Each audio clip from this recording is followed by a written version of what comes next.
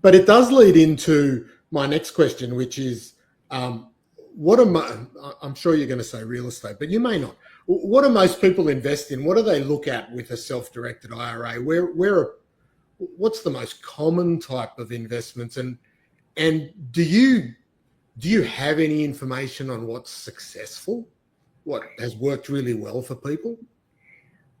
Well, I'll answer your question. Real estate is almost always the underlying asset. Okay, so but the number one asset class as we as an industry look at it is syndications.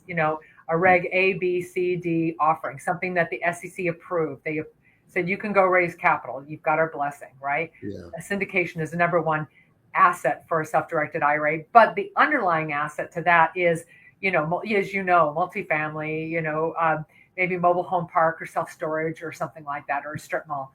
So syndications is number one, with real estate being the underlying. The other thing is maybe a note, but what is it a note on? It's usually a note on real estate. It's usually a note secured by real estate is very common.